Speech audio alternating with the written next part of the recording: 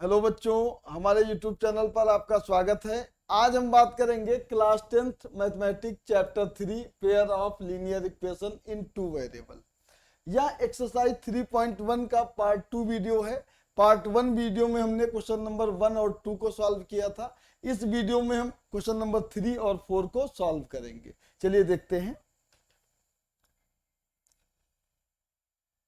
ये question number 3 यहाँ पर लिखा हुआ है, on the comparing the ratio a1 a2 b1 b2 c1 c2 find whether the following pair of the linear equation are consistent और inconsistent. ये जो पेयर ऑफ लीनियर इक्वेशन दी हुई है, इनको बताना है हमें कि ये कंसिस्टेंट है या इनकंसिस्टेंट है। कंपेयर करेंगे a1 a2 और b1 b2 और c1 c2 का। कंपेयर करके हमें बताना है कि ये कंसिस्टेंट है या इनकंसिस्टेंट है। जैसा कि हमने अपने इंट्रोडक्शन वीडियो में बताया था, कंसिस्टेंट और इनकंसिस्टेंट के बारे में फिर से एक बार रिवाइज करा देते हैं। अगर दो लीनियर इक्वेशन दी हुई है, पहला दिया हुआ है a1x plus b1y plus c1 equal to 0 और दूसरी इक्वेशन दी हो a2x plus b2y plus c2 equal to 0। अगर ऐसी दो लीनियर इक्वेशन दी हो और उनको चेक करना हो कि ये कंसिस्टेंट है या इनकंसिस्टेंट है, तो हम क्या निकालेंगे? रेशियो निकालेंगे a1 a2 का, b1 b2 का और c1 c2 का। अगर कंडीशन आ जाती, पहली कंडीशन ये आ जाती कि रेशियो जो है a1 a2 का अगर इक्वल नहीं आता है, मतलब a1 a2 does not equal to b1 b2 के कंडीशन आ जाती है, तो ये कंडीशन होती है इंटरसेक्टिंग लाइन की। किसकी होती है? इंटरसेक्टिंग लाइन की। और इंटरसेक्टिंग लाइन जो होती है, एक पॉइंट पर क्या करती हैं? इंटरसेक्ट करती हैं। और इंटरसेक्टिंग लाइन का जो लीनियर इक्वेशन एक दूसरे को इंटरसेक्ट करती हैं, उनका यूनिक सॉल्यूशन होता है। और जिस भी लीनियर इक्वेशन का कोई भी सॉल्यूशन निकाला जा सकता हो, वह लाइन क्या है, वह इक्वेशन जो होती है वह कंसिस्टेंट इक्वेशन कहलाती है। मतलब अगर इंटरसेक्टिंग वाली कंडीशन आ जाती है a1 बाई a2 और ये does not equal to b1 by b2 वाली कंडीशन आ जाती है, तो वो कंडीशन हो जाएगी इंटरसेक्टिंग की लाइन की। और इंटरसेक्टिंग लाइन अगर होती है तो उनका यूनिक सॉल्यूशन निकलता है, और जिनका कोई भी सॉल्यूशन निकाला जा सकता है, वो लाइन ऑफ पेयर इक्वेशन जो होती हैं वो कहलाती कंसिस्टेंट। तो यहां पर अगर ये कंडीशन आ जाती है तो ये कंडीशन कहलाती है कंसिस्टेंट की। और अगर सेकेंड, अगर a1 बाई a2 या इक्वल आ जाता है b1 बाई b2 के और इक्वल आ जाता है c1 बाई c2 के, अगर तीनों रेशियो इक्वल हैं a1 a2 b1 b2 और c1 c2, तीनों के रेशियो अगर इक्वल होते हैं, तब ये कंडीशन हो जाती है कोइंसिडेंट की।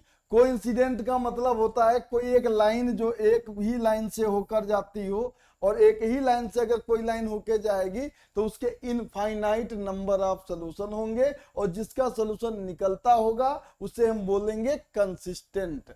मतलब ये रेशियो अगर तीनों इक्वल आ जाते हैं, तब भी हम क्या बोलेंगे कि ये लाइन जो होंगी वो कंसिस्टेंट होंगी।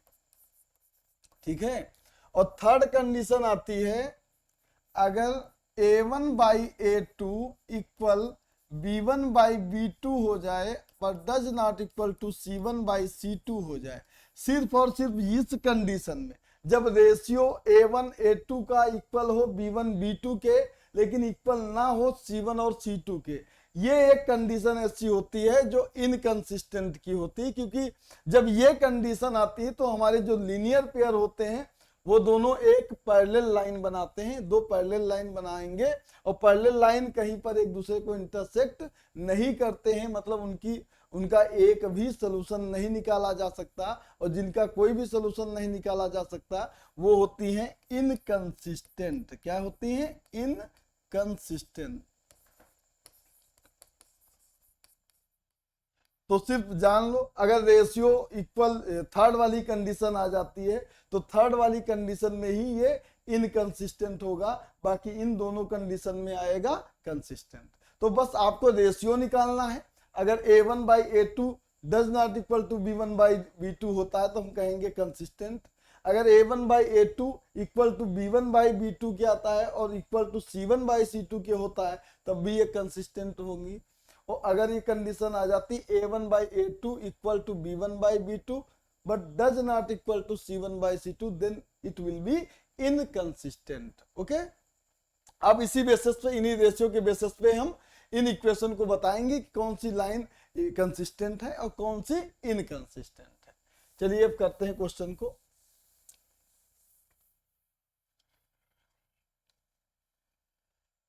तो पहला जो दिया हुआ है, ये दिया है 3x प्लस 2y और ये इक्वल टू के पर 5 लिखा है।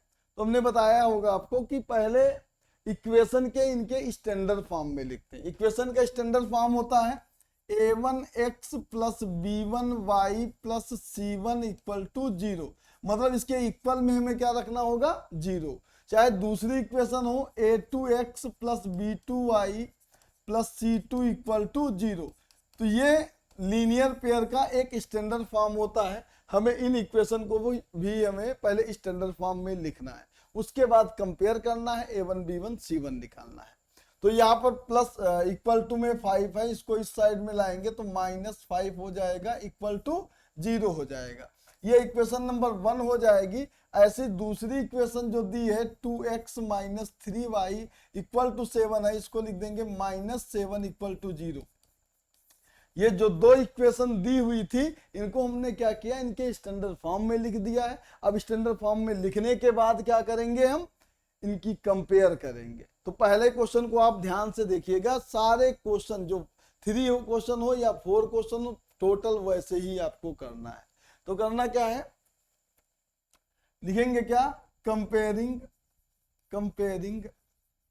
इक्वेशन 1, कंपेयरिंग इक्वेशन 1 बाई, पहली इक्वेशन कौन सी है, a1x plus b1y plus c1 equal to 0। इससे हम कंपेयर करेंगे। पहली इक्वेशन की कंपेयर करेंगे a1x plus b1y plus c1 equal to 0 से। तो कंपेयर करना एकदम इजी होता है। आपको देखना है यहाँ x का कोफिशिएंट क्या है और यहाँ x का कोफिशिएंट क्या है। यहाँ a1 है और यहाँ पर x का कोफिशिएंट 3 है, 3 लिख देंगे। ऐसे ही यहाँ पर देखेंगे y का कोफिशिएंट b1 है और यहाँ y का कोफिशिएंट क्या है, 2। तो जो पहली इक्वेशन का x का कोफिशिएंट होगा वह a1 हो जाएगा, जो y का कोफिशिएंट होगा वह b1 हो जाएगा और जो कांस्टेंट टर्म होगा वह हो जाएगा c1 और c1 आपका हो जाएगा -5।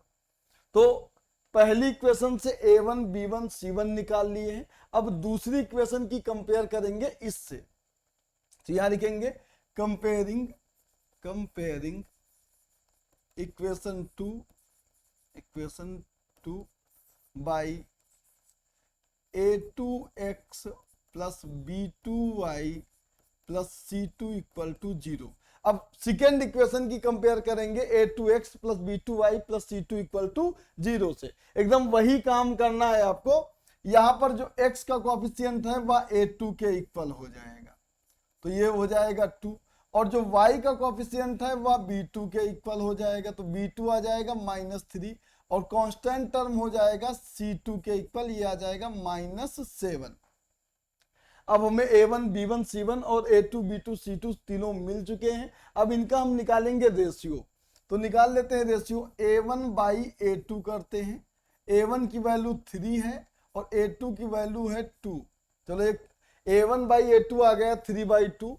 अब इसके बाद हम निकाल लेते हैं b1 और b2 का रेशियो। तो b1 दिया हुआ है 2 और b2 दिया है -3। अब यहां पर आप देखेंगे इनके रेशियो को कि a1 और a2 का रेशियो आया है 3/2 और b1 और b2 का रेशियो आया है 2/-3।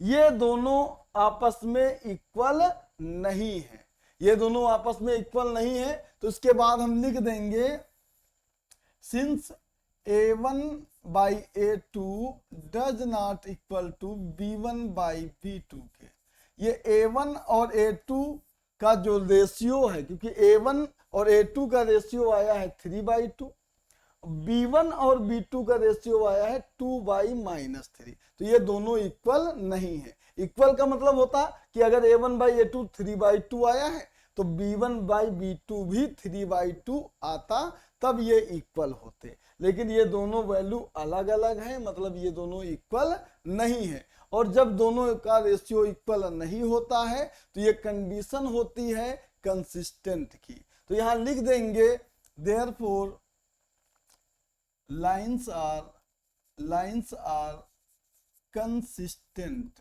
ये लाइन जो हो जाएंगी वो कैसी हो जाएंगी, कंसिस्टेंट हो जाएंगी। एकदम सिंपल सा आपको बस लास्ट में लिखना है। 3 कंडीशन बताई थी, उनमें से जो वेरीफाई करेगा, अगर कंसिस्टेंट वाली कंडीशन आ जाती तो लिख देंगे कि लाइन्स आर कंसिस्टेंट।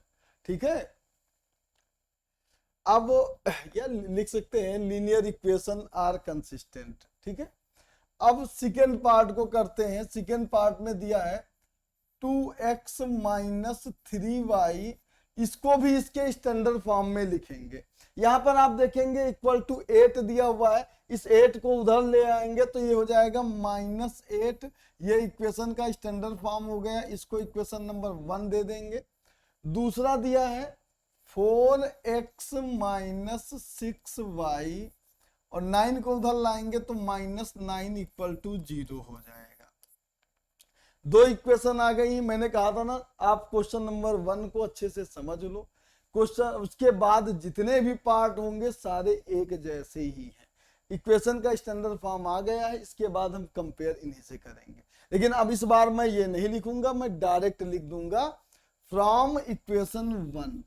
आप चाहे तो पूरा लिख दीजिए, मैं डायरेक्ट लिखूंगा फ्रॉम इक्वेशन 1। इक्वेशन 1 से हमें क्या मिला था, A1 B1 और C1 मिला था। तो इक्वेशन 1 से हम क्या निकालेंगे, A1 B1 और C1। तो यहां से क्या लिखेंगे, A1 पता है ना, कंपेयर करेंगे A1x B1y + C1 = 0 से कंपेयर करेंगे। तो पहली इक्वेशन का जो x का कोफिशिएंट होगा वह A1 हो जाएगा, y का कोफिशिएंट होगा वह B1 हो जाएगा, और कांस्टेंट टर्म आपका C1 हो जाएगा। तो पहली इक्वेशन से क्या लिखेंगे, A1 2 हो जाएगा x का कोफिशिएंट, और B1 y का कोफिशिएंट हो जाएगा -3, और C1 हो जाएगा -8। एकदम सिंपल सा। ठीक है, अब ऐसे ही लिखेंगे फ्रॉम इक्वेशन 2। इक्वेशन 2 से क्या करेंगे, इक्वेशन 2 से क्या मिल जाएगा, एक्चुअल में करते क्या है, इक्वेशन 2 की भी कंपेयर करते हैं। A2x + B2y + C2 = 0। हमने यार ये ना लिख के डायरेक्ट लिख दिया। आप लिखिएगा कि comparing equation 2 by A2x + B2y + C2 = 0। मैं डायरेक्ट लिख दे रहा हूं कि इक्वेशन 2 से हमें मिल जाएगा A2 जो x का कोफिशिएंट है, तो A2 आपका मिल जाएगा 4, B2 जो सेकेंड इक्वेशन का y का कोफिशिएंट है 6 और -6 है, और C2 हो जाएगा -9। अब रेशियो निकाल लो, A1 और A2 का हम रेशियो निकालेंगे। A1 कितना दिया है, 2/4, 2 1 जा 2, 2 2 जा 4, ये आया 1/2। चलिए इसको इधर कर लेते हैं। B1 और B2 का रेशियो निकाल लेते हैं। B1 कितना दिया है, -3, और B2 आया है -6। दोनों माइनस के हैं, प्लस हो जाएंगे। 3 1 जा 3, 3 2 जा 6, ये हो जाएगा 1/2।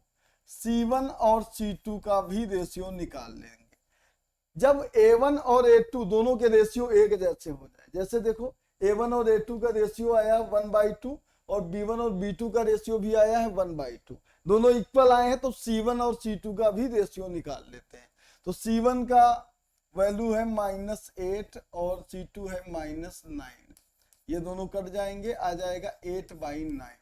यहां पर आपको साफ साफ देखेंगे कि A1/A2 की वैल्यू 1/2 आई है, और B1/B2 की वैल्यू भी 1/2 आई है, लेकिन C1/C2 की वैल्यू 8/9 आई है। तो यहां लिख देंगे सिंस A1/A2 = B1/B2 पर does not equal to C1/C2, ये कंडीशन आ जाती है। अगर ये कंडीशन आ जाएगी तो हमारी जो लीनियर पेयर होंगी वो क्या हो जाएंगी, इनकंसिस्टेंट हो जाएंगी। ये कंडीशन होती है पैरेलल लाइन का, इसका एक भी सोल्यूशन नहीं होता है, जिसका कोई भी सोल्यूशन नहीं होता है, वो लाइन क्या होती है, इनकंसिस्टेंट होती है। तो लास्ट में आप लिख दीजिएगा देयरफॉर द पेयर ऑफ, पूरा लिख दीजिए, pair of linear equation are inconsistent, ये क्या हो जाएंगी, इनकंसिस्टेंट हो जाएंगे। चलिए अगले पार्ट पे जाते हैं। अगला पार्ट है, काम वही है, क्वेश्चन नंबर 3 के ही पार्ट है, वही काम करना है, रेशियो निकालना है। रेशियो निकालने के बाद बताना है कि कंसिस्टेंट है या इनकंसिस्टेंट है। तो इक्वेशन देख लेते हैं। पहली इक्वेशन दी हुई है 3/2x प्लस 5/3y, ये 7 प्लस का इस साइड में आके -7 हो जाएगा इक्वल टू 0। ये इक्वेशन नंबर 1। दूसरी इक्वेशन हो जाएगी 9x माइनस 10y और -14 हो जाएगा और इक्वल टू हो जाएगा 0। ये इक्वेशन नंबर 2 हो जाएगी। दो इक्वेशन मिल गई हैं, काम वही करना है आपको।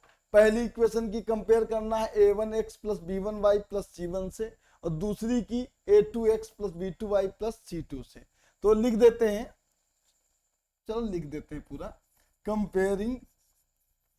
Comparing equation 1 by a1x plus b1y plus c1 equal to 0। इसे कंपेयर करेंगे तो जो x का कोफिशिएंट होगा वह a1 हो जाएगा, x का कोफिशिएंट है 3/2, और b1 हो जाएगा पहली इक्वेशन का y का कोफिशिएंट, c1 हो जाएगा कांस्टेंट टर्म, ये 7 हो जाएगा। फिर अगेन कंपेयर लिखेंगे, comparing equation 2 by a2x plus b2y plus c2 equal to 0।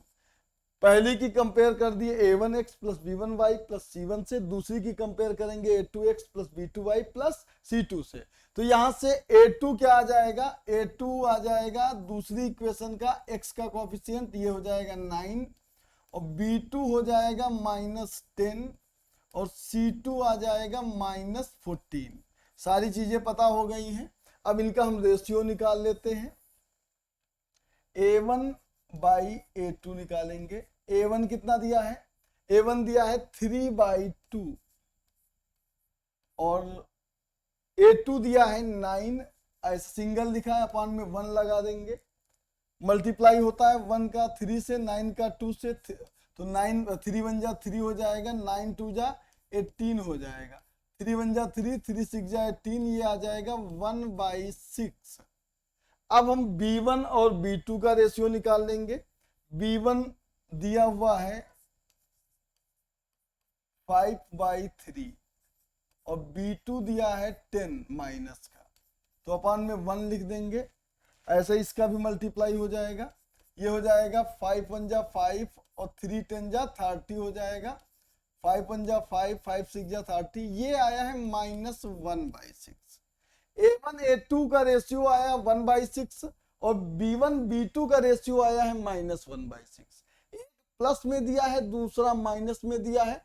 Plus वाली वैल्यू कभी भी माइनस वाली वैल्यू के इक्वल नहीं होती है। इसका मतलब ये हो जाएगा कि a1/a2 does not equal to b1/b2 के। यहां लिख देंगे since a1/a2 does not equal to b1/b2, reason क्या है पता है कि एक आया है 1/6, दूसरा आया है -1/6, और ये कंडीशन होती है कंसिस्टेंट की। लास्ट में लिख देंगे therefore pair of linear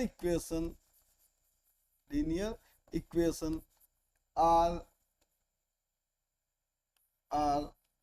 consistent, ये क्या हो जाएंगी, कंसिस्टेंट हो जाएंगे।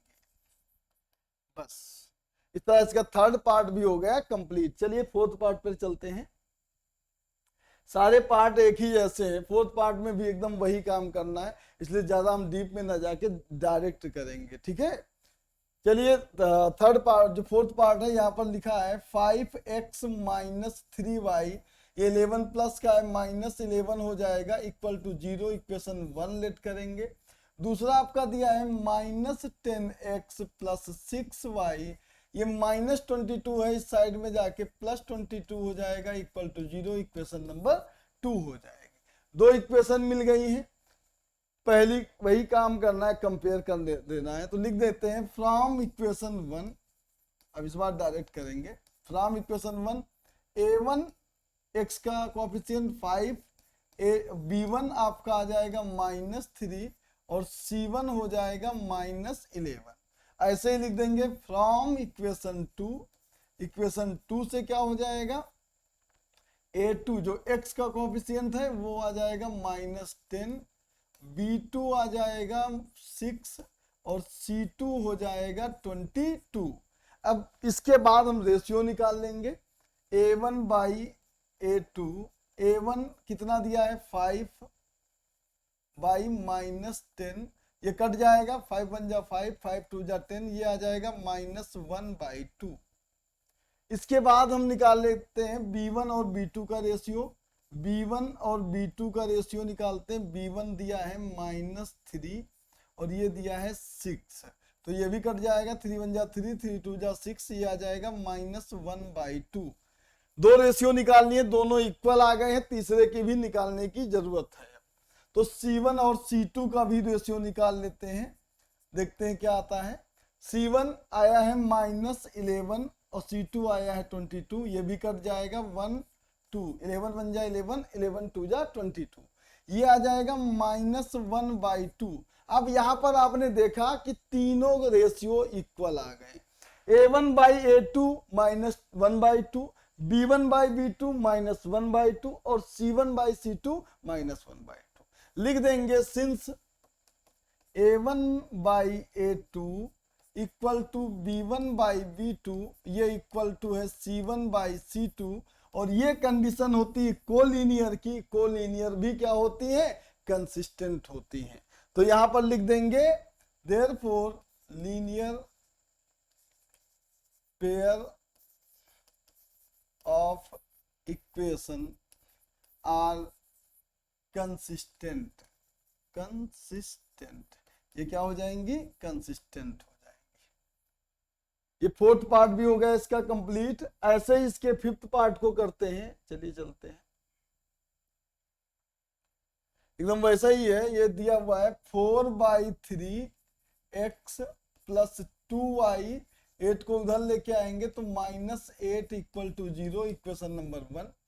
दूसरा दिया है 2x प्लस 3y, ये -12 इक्वल टू 0, ये इक्वेशन नंबर 2। वैसे ही काम करना है, पहली इक्वेशन से a1 b1 c1 और दूसरी इक्वेशन से a2 b2 c2 निकाल लेंगे।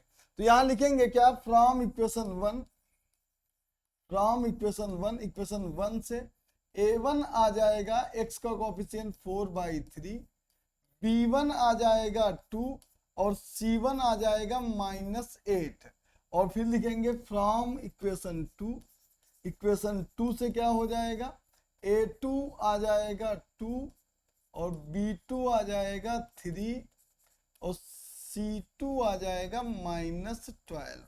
सारे रेस a1 b1 और c1 निकल आया है, a2 b2 c2 निकल आया है। अब इनका हम रेशियो निकाल लेंगे। तो रेशियो निकाल लेते हैं, a1 बाई, सही लिख दे यार,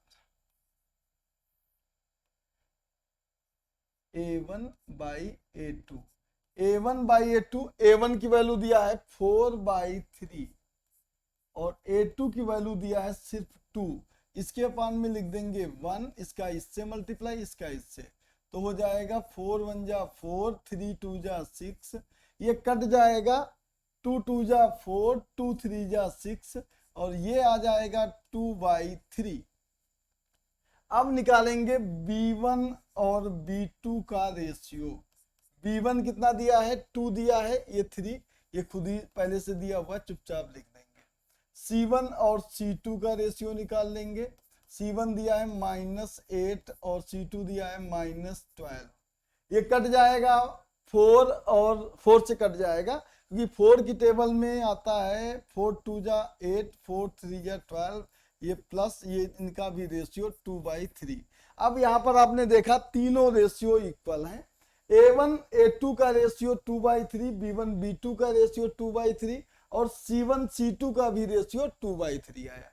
तीनों रेशियो इक्वल आ गए हैं। यहाँ लिख देंगे since A1/A2 equal to B1/B2 और ये इक्वल टू है C1/C2, और ये कंडीशन होती है कोइंसिडेंट लाइन की, और कोइंसिडेंट लाइन क्या होती है? कंसिस्टेंट होती है। यहाँ लिख देंगे therefore pair of linear equation are consistent. ये क्या हो जाएंगी? कंसिस्टेंट हो जाएंगे। इस तरह आपका क्वेश्चन नंबर 3 के 5 पार्ट थे, पांचों भाग जो हो गए कंप्लीट हो गए। चलिए क्वेश्चन नंबर 4 को करते हैं। क्वेश्चन नंबर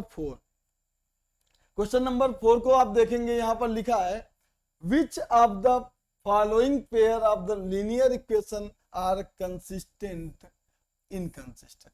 पहला पार्ट जो पढ़ेंगे तो यहाँ पर एकदम आपको क्वेश्चन नंबर 3 की तरह ही करना है। पहले आपको बताना है कि ये कंसिस्टेंट है या इनकंसिस्टेंट। इसके 5 पार्ट हमने कराया, बड़े अच्छे से इसको आप कर लेंगे। उसके बाद थोड़ा काम बढ़ जाएगा।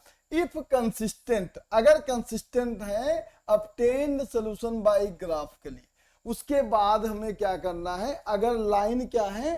कंसिस्टेंट है, तो उनके सॉल्यूशन को हमें क्या करना है? ग्राफिकली सॉल्व भी करना है।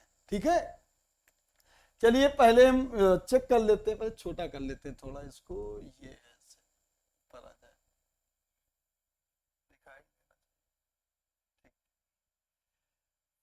चलिए पहले हम क्या कर लेते हैं, चेक कर लेते हैं कि कंसिस्टेंट है या नहीं है। अगर कंसिस्टेंट होंगी तो उन्हें हमें सॉल्व भी करना है ग्राफिकल मेथड से। चलिए पहले चेक करेंगे। ये दिया है x + y ये इक्वल टू 5 है, इसको लिख देंगे -5 = 0। ये इक्वेशन 1। पहले आपको वैसे ही करना है जैसा आपने क्वेश्चन नंबर 3 में किया है। दूसरा दिया है 2x + 2y -10 = 0। ये इक्वेशन नंबर 2 है। दो इक्वेशन है, कंपेयर करेंगे, रेशियो निकालेंगे, उसके बाद बताएंगे कंसिस्टेंट या इनकंसिस्टेंट। अगर कंसिस्टेंट होता है तो उसको हमें सॉल्व भी करना है। तो यहां से लिखेंगे क्या हम? वही फ्रॉम इक्वेशन 1 से जैसे हम कंपेयर करते रहे हैं वैसे ही लिखना है। आपको वैसे ही लिखना है कि comparing equation 1 by A1x + B1y + C1 = 0 से। मैं डायरेक्ट लिख रहा हूं, आपको वो चीज लिखना है। ठीक है, तो यहां से देखेंगे A1 आ जाएगा, x का कोफिशिएंट 1 है, कोई कोफिशिएंट अगर नहीं दिया होता तो 1 तो उसके साथ मल्टीप्लाई होगा ही। तो x के साथ x का कोफिशिएंट हो जाएगा 1, तो A1 हो जाएगा 1। और B1 भी ऐसे लिख देंगे, क्या? B1y का कोफिशिएंट ये भी 1 हो जाएगा, और C1 हो जाएगा -5। इसके बाद लिखेंगे क्या? फ्रॉम इक्वेशन 2 से क्या करेंगे? लिखेंगे A2 कितना दिया है? 2, और B2 ये अभी आपका 2, और C2 दिया है -10। जब ये निकल आते हैं तो रेशियो निकाल लेते हैं A1/A2। A1 कितना दिया है? 1/2 हो गया। B1/B2 निकाल लेते हैं, B1/B2, B1 कितना है? 1/2, ये भी हो गया। ये इक्वल आ गया तो तीसरे को भी चेक कर लेंगे। C1/C2 निकाल लेते हैं, C1/C2 ये आया -5/-10। इनको सॉल्व करेंगे, 5 1 जा 5, 5 2 जा 10, ये आ गया 1/2। अब यहाँ पर देखेंगे तीनों रेशियो 1/2 आए हैं, तीनों रेशियो इक्वल है। तीनों रेशियो इक्वल होते हैं तो लिख देते हैं क्या? सिंस A1/A2 ये इक्वल है B1/B2 के, और ये इक्वल है C1/C2 के। ये तीनों रेशियो इक्वल हैं। इसका मतलब ये जो लाइन्स होंगी ये लाइन कंसिस्टेंट होंगी। तो यहां पर लिख देंगे the lines linear pair are consistent, ये हो जाएंगी कंसिस्टेंट। अब ये कंसिस्टेंट अगर आ गई हैं तो क्वेश्चन के हिसाब से अब हमें इन्हें सॉल्व भी करना है बाय ग्राफिकल मेथड। और एक चीज आप याद रखना कि ये जो कंडीशन आई है ये कोइंसिडेंट लाइन की आई है, और कोइंसिडेंट लाइन वो लाइन होती है जो एक दूसरे को ओवरलैप करती है। मतलब आप पहली इक्वेशन से जो सॉल्यूशन निकालेंगे और दूसरी इक्वेशन से जो सॉल्यूशन निकालेंगे उनका जो ग्राफ आएगा वो एक ही लाइन पर लाई करेगा, क्योंकि कंडीशन ये आई है कोइंसिडेंट की। और कोइंसिडेंट का कोई यूनिक सॉल्यूशन नहीं होता है। लाइन बनाने के बाद आपको लिख देना है it have many solution because of जो both line are overlapping each other. दोनों लाइन क्या है, एक दूसरे को क्या कर रही है, ओवरलैप कर रही है। वो हर एक पॉइंट पर कट कर रही, इंटरसेक्ट कर रही, इनफाइनाइट पॉइंट पर इंटरसेक्ट कर रही हैं। इसके इनफाइनाइट नंबर ऑफ सॉल्यूशन होंगे। चलिए पहले हम सॉल्यूशन निकाल लेते हैं। ये दिया लिखा है, लिखेंगे क्या, फ्रॉम इक्वेशन 1। इक्वेशन 1 से सॉल्यूशन निकालना आपको बताया गया होगा, 9th में भी बताया गया है और 10th में भी बताया गया होगा। सॉल्यूशन कैसे निकालते हैं कि जो भी इक्वेशन दी होती है इसको आप चाहे x को y के टर्म में निकाल लो या y को x के टर्म में निकाल लो। तो हम करते हैं क्या, इक्वेशन 1 से इस x को हम y के टर्म में लिखते हैं और ये हो जाएगा 5 प्लस y है, ये हो जाएगा माइनस y। पहली इक्वेशन को आप क्या करो, x के टर्म में लिख लो। तो पहली इक्वेशन को हमने x के टर्म में लिखा तो ये -5 + 5 हो जाएगा, प्लस y माइनस y हो जाएगा। जब इस टाइप का हो जाएगा तो आपको सिंपल सा काम करना है, y की वैल्यू रखना है, सिर्फ 2 वैल्यू रखना है, x की 2 वैल्यू निकल आएंगी, क्योंकि 2 वैल्यू से ही हम एक स्ट्रेट लाइन बना सकते हैं। आप चाहे तो 2, 3, 4 वैल्यू निकाल लीजिए, लेकिन मिनिमम आपको 2 पॉइंट निकालने होंगे। 2 पॉइंट से भी एक स्ट्रेट लाइन बना सकते हैं, क्योंकि ये लीनियर इक्वेशन है, इनका जो भी ग्राफ बनेगा वह एक स्ट्रेट लाइन का ही बनेगा। चलिए हम यहाँ पर क्या करते हैं, y की वैल्यू पुट करते हैं 0। जब y की जगह 0 रखेंगे तो x की वैल्यू आ जाएगी 5 - 0। 5 - 5 हो जाएगा 5। 5 - 0 करेंगे तो 5 आ जाएगा। तो एक सोल्यूशन आ गया, y = 0 और x = 5। दूसरा निकाल लेते हैं, चेंज कर लेते हैं, y की वैल्यू रख देते हैं 1। y की वैल्यू 1 रखेंगे तो x की वैल्यू आ जाएगी 5 - 1 और ये आ जाएगा 4। तो इस तरह आप 2 वैल्यू मिल जाती है, इनको एक डिब्बे के अंदर दिखा देंगे ऐसे, ये x हो जाएगा, ये y हो जाएगा। तो x की y की वैल्यू आपने 0 रखा है तो x की वैल्यू 5 आई है, y की वैल्यू 1 रखा है तो x की वैल्यू 4 आई है। तो इक्वेशन 1 से हमने x और y की 2 वैल्यू निकाल ली है। अब इक्वेशन 2 को भी ऐसे ही आपको सॉल्व करना है। यहां से भी आप क्या करेंगे, वैल्यू निकालेंगे, लेकिन एक चीज याद रखिएगा, क्योंकि ये कोइंसिडेंट लाइन है तो यहां पर अगर y की वैल्यू आप 0 रखेंगे तो 5 आएगा, 4 रखेंगे तो 1 आएगा। उल्टा हो गया क्या, ये 1 रखा है हमने और ये वैल्यू 4 आई है, ठीक है, ये 1 रखा है, y की वैल्यू 1 रखेंगे तो 4 आएगा। तो आपको थोड़ा वैल्यू चेंज करके रख देना, बस y की वैल्यू 0 ना रखे, दूसरी वैल्यू रख दीजिएगा, क्योंकि अगर आप 0 रखेंगे तो इसमें भी यही वाले सोल्यूशन आ जाएंगे, तो दोनों को दिखाने में फिर दिक्कत हो जाए। 4 कम से कम पॉइंट आ जाए, 2 इससे और 2 इससे। चलो पहले हम लिख लेते हैं, लिखेंगे क्या, फ्रॉम इक्वेशन 2। इक्वेशन 2 से इसको भी हम क्या करेंगे, y के टर्म में लिखेंगे तो 2x = आ जाएगा, -10 है, +10 + 2y है, -2y हो जाएगा, और x = आ जाएगा 10 - 2y। अब इसके अपान में 2 भी आ जाएगा, 2 ये मल्टीप्लाई कर रहा है, इधर आके डिवाइड करेगा। अब यहाँ पर हम क्या करेंगे, y की वैल्यू रख देते हैं, इस बार 2 रख देते हैं, y की वैल्यू 2 रखेंगे तो x की वैल्यू आएगी 10 माइनस 2 इंटू 2 बाई 2। अब 10 हो जाएगा, 2 2 जा 4, तो 10 से 4 माइनस करेंगे 6 बाई 2 हो जाएगा। ये हो जाएगा 6 बाई 2, 2 3 जा 6 हो जाएगा और x की वैल्यू आ जाएगी 3। तो 2 रखने पर 3 आ गई है। अब एक और वैल्यू निकाल लेते हैं। y की वैल्यू हम इस बार रख देते हैं 4, y की वैल्यू 4 रख देते हैं, 4 रखेंगे, y की वैल्यू 4 रख देते हैं यहाँ पर, तो आ जाएगा x इक्वल टू आ जाएगा 10 माइनस 2 इंटू 4 और पान में आ जाएगा 2, तो 10 आ जाएगा, 2 8 जा, 2 4 जा 8 बाई 2, तो 2 बाई 2 हो जाएगा, ये 1 आ जाएगा। x की वैल्यू आ जाएगी 1। दो वैल्यू आ चुकी हैं, एक डिब्बे के अंदर इनको हम लिख देंगे, ये x और ये y। x की वैल्यू y की वैल्यू एक बार हमने रखा है 2 रखा है, तो x की वैल्यू आई है 3। अब 4 रखा है हमने, तो x की वैल्यू आई है 1। दो डिब्बे जो भी वैल्यू निकले उनको इस डिब्बे के अंदर दिखा देते हैं। दिखाने के बाद हम यहाँ पर एक ग्राफ बनाएंगे, सीधी लाइन खींचिएगा जिससे अच्छा से ग्राफ बने। ये x एक्सिस लाइन है, ये y एक्सिस, ये x डैश और ये y डैश। पहला कोऑर्डिनेट दिखाना 5, 0, 5, 0, ये 1, ये 2, ये 3 और ये 4 और ये हो गया 5। तो ये 5, 0, थोड़ा कलर चेंज कर लेते हैं, ये दिखा देते हैं, ये पॉइंट है, इसको लिख देंगे क्या 5, 0।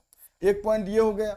दूसरा पॉइंट आप देखेंगे यहां पर दिया हुआ है 4, 1, मतलब x पे आपको 4 जाना है और y पे आपको जाना है 1, तो 1 गए हम, तो 4 वाली लाइन एकदम सीधी ले आइए ऐसे, और ये इधर ये वाला पॉइंट आ जाएगा और ये पॉइंट आपका हो जाएगा 4, 1, ये 4, 1। अब इनसे एक स्ट्रेट लाइन आप खींच लीजिए, एक स्ट्रेट लाइन खींच दिया। अब चलते हैं, ये पहली वाली इक्वेशन के पॉइंट को पॉइंट से हमने एक लाइन निकाल ली है। अब दूसरी वाली इक्वेशन के पॉइंट को भी रखते हैं। ये दिया है 3, 2, तो ये 3 हो गया और y पे गए तो ये कितना पॉइंट है, ये 1 2 3 लिख देते हैं, ये 4 और ये 5, ये 3 और इस पे 2 गए तो ये इधर जाएंगे सीधा और ये जाएंगे इधर, ये पॉइंट मिल जाएगा और ये पॉइंट आपका हो जाएगा 3, 2। इसके बाद 1, 4 देखेंगे, यहाँ पर 1 गए हैं, यहाँ पर ये 3rd और ये 4th, यहाँ पर 4th गए, ये सीधा आप जाइए, ये सीधा वैसे आना चाहिए था एकदम पॉइंट पर, थोड़ा टेढ़ा मेढ़ा हो गया, हम सीधा दिखा देंगे, ये वाला पॉइंट हो जाएगा। ये वाली लाइन को आप समझिएगा, ये लाइन ऐसे और ये लाइन ऐसे सीधा खींच दिए, ये इधर, ये वाला जो पॉइंट होगा, ये वाला पॉइंट हो जाएगा आपका 1, 4।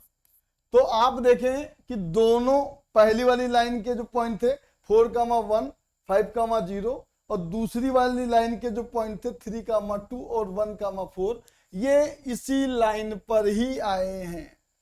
और ये क्यों आए हैं, क्योंकि ये कोइंसिडेंट पॉइंट हैं, कोइंसिडेंट लाइन है, मतलब कोइंसिडेंट एक ही लाइन पर सारे पॉइंट होंगे। अब इसके सोल्यूशन कितने, यहां पर ही आपको 4 दिखाई दे रहे हैं क्योंकि सारे एक दूसरे को क्या कर रहे हैं, इंटरसेक्ट कर रहे हैं। तो इसके क्या होते हैं, इनफाइनाइट सोल्यूशन होते हैं। तो इसके सोल्यूशन को हम लिख देंगे, क्योंकि ये कोइंसिडेंट लाइन आई है तो लिख देंगे देयरफॉर, लिखेंगे it have infinite many solution, इनके क्या हो जाएंगे, इनफाइनाइट मैनी सोल्यूशन हो जाएंगे। रीजन जानते हैं क्योंकि दोनों लाइन एक दूसरे पर क्या कर रही हैं, ओवरलैप कर रही हैं। तो देखिए पहला वाला जो फोर्थ का पहला पार्ट था, पहले हमको चेक करना था कि ये कंसिस्टेंट है कि नहीं, अगर कंसिस्टेंट होंगी तो उन्हें सॉल्व करना है। ये कंसिस्टेंट था तो इसको हमने ग्राफिकल मेथड से सॉल्व किया है। चलिए इसके अब पार्ट 2 पे चलते हैं। यहां दिया है which of the following pair, मतलब वही चीज कंसिस्टेंट, अगर कंसिस्टेंट हो तो सोल्यूशन इनके निकालना है। चलिए करते हैं इसको। ये दिया है x माइनस वाई प्लस 8 है, माइनस 8 हो जाएगा इक्वल टू 0 हो जाएगा, इक्वेशन 1 हो जाएगी। ये हो जाएगा 3x माइनस 3y और ये इक्वल टू 16 है, माइनस 16 हो जाएगा इक्वल टू 0, इक्वेशन नंबर 2 हो जाएगा। अब हम इसके बाद क्या करेंगे, कंपेयर करेंगे। कंपेयर करने के बाद बताएंगे कंसिस्टेंट है या इनकंसिस्टेंट। अगर कंसिस्टेंट होगी तो उसे सॉल्व भी करना है।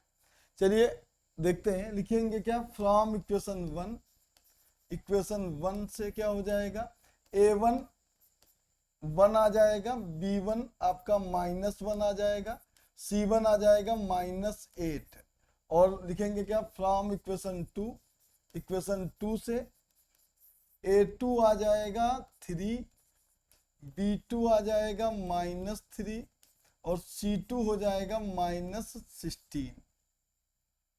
इसके बाद रेशियो निकाल लेंगे a1 by a2, a1 by a2 का निकालेंगे तो 1/3 आएगा और b1 बाई b2 का निकालेंगे तो -1 बाई -3, दोनों प्लस कर देंगे, ये 1/3 आ जाएगा। c1 और c2 का रेशियो निकाल लेंगे, ये दिया है -8 बाई -16, ये कट जाएगा, 8 1 जा 8, 8 2 जा 16। तो यहां पर आप देखेंगे a1 और a2 का रेशियो 1/3 आया है, b1 और b2 का रेशियो 1/3 आया है, लेकिन c1 और c2 का रेशियो 1/2 आया है। तो यहां पर आ जाएगा, लिखेंगे क्या, since a1 by a2 equal to b1 by b2 but does not equal to c1 by c2। ये कंडीशन आती है, ये कंडीशन पैरेलल लाइन की होती, पैरेलल लाइन के नो सॉल्यूशन होते हैं और जिनका कोई सॉल्यूशन नहीं होता वो होती इनकंसिस्टेंट। तो लिख देंगे therefore linear pair are inconsistent, inconsistent, ये क्या हो जाएंगे, इनकंसिस्टेंट हो जाएंगे। अगर इनकंसिस्टेंट हो जाएंगे तो इनको सॉल्व करने की कोई जरूरत नहीं है। चलिए इसके अब थर्ड पार्ट को करते हैं। थर्ड पार्ट दिया है, वही काम करना है, यहां पर भी थोड़ा छोटा कर लेते हैं ये। चलिए अब करते हैं। तो इक्वेशन दी हुई है 2x प्लस वाई -6, ये पहले से स्टैंडर्ड फॉर्म में दी हुई है। दूसरी वाली भी स्टैंडर्ड फॉर्म में दी हुई है, -2y और -4 इक्वल टू 0।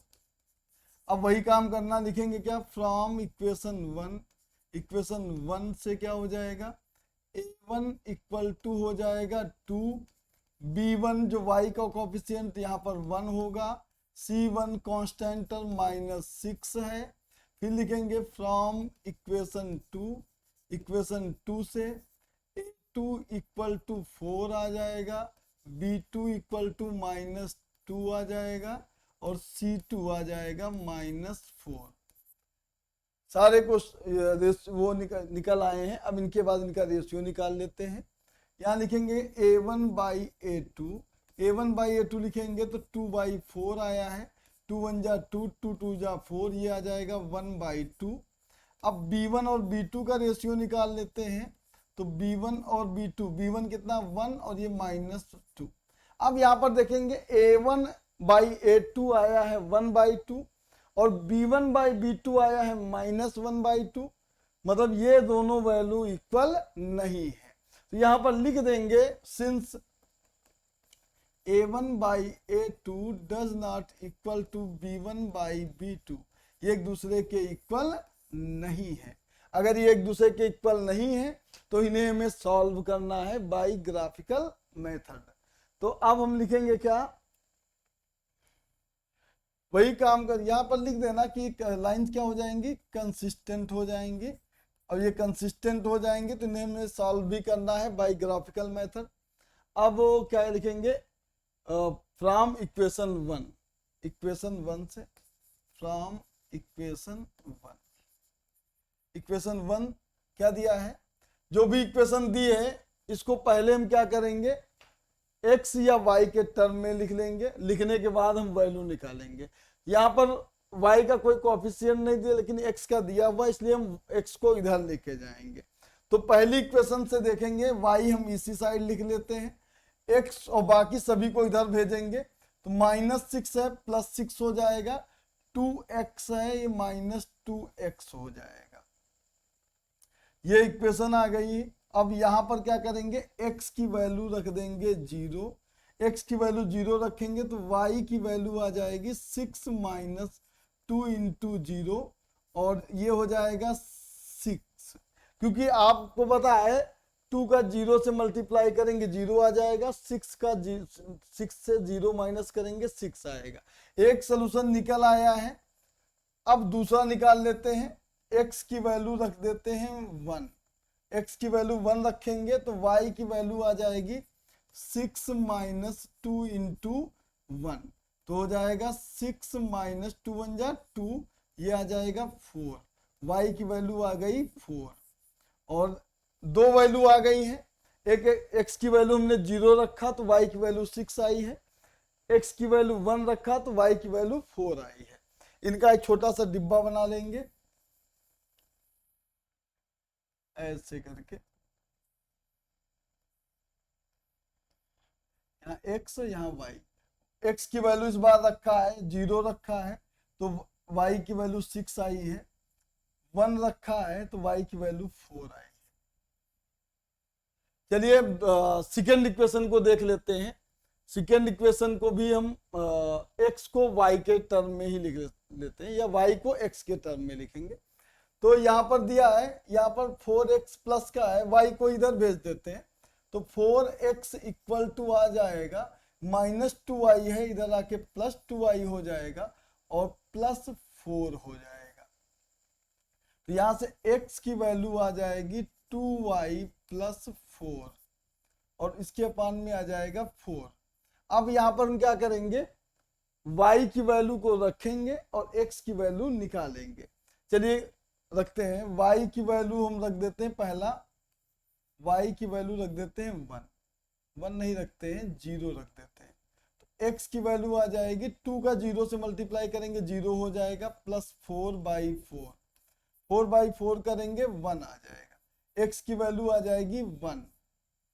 अब हम y की वैल्यू रख देते हैं 2, y की वैल्यू रख देते हैं 2, y की वैल्यू 2 रख देंगे तो x की वैल्यू क्या आएगी, ये लिखेंगे क्या 2 × 2 और +4 और y में 4, 2 2 जा हो जाएगा 4 + 4/4, 4 4 हो जाएगा 8, 8/4 करेंगे 2 आ जाएगा। x की भी दो वैल्यू आ गई हैं। अब इन दो वैल्यू को एक डिब्बे में लिख देंगे, यहाँ एक छोटा सा डिब्बा बनाएंगे।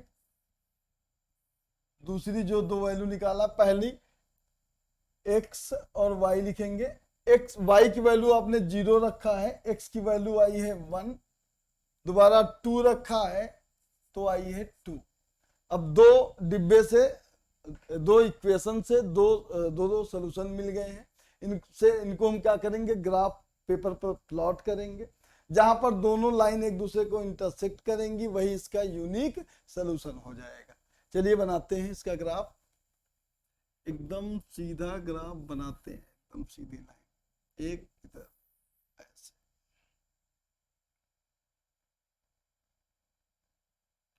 ये x एक्सिस है, ये y एक्सिस है, ये x डैश और ये y डैश, ये दोनों प्लस के ये माइनस के। तो पहला पॉइंट है 0,6, 0,6 मतलब x पे आपको जाना ही नहीं है और y पे जाना है 6।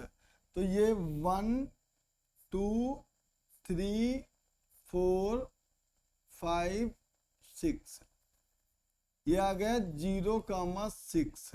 ये पॉइंट ऐसे दिखा देते हैं कलर से ऐसे।